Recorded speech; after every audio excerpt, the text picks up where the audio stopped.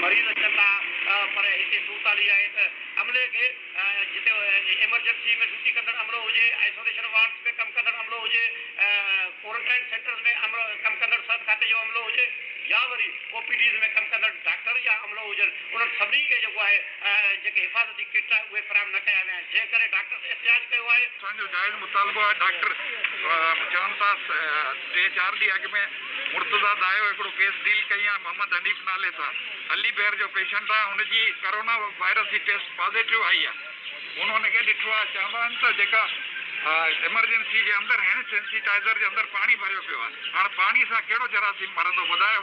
असां एड्स लाइ कमु कयो आहे, हेपेटाइटिस लाइ कमु कयो आहे, पर ही वायरस एॾो ख़तरनाक आहे, असांखे प्रोटेक्टिव मेयर त ॾियणा वञनि न।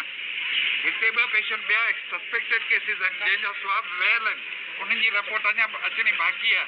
अहिड़े एरिया में असीं कमु करियूं था। घटि में घटि तव्हां असांखे जेका नीडेड शयूं आहिनि उहे त ॾियोसि। ऐं उन्हनि घुर कई आहे त उन्हनि खे किट्स मुहैया कया वञनि, न त ॿिए सूरत में उहे एहतिजाज जो दाइरो वसी कंदा।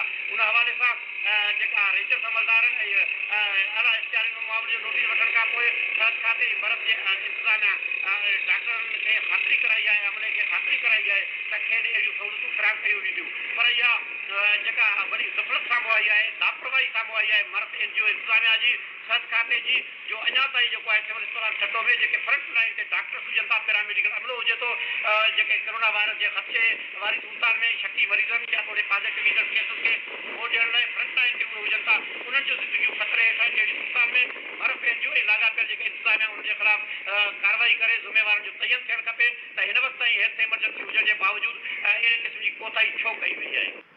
नाज़रीन, थाणो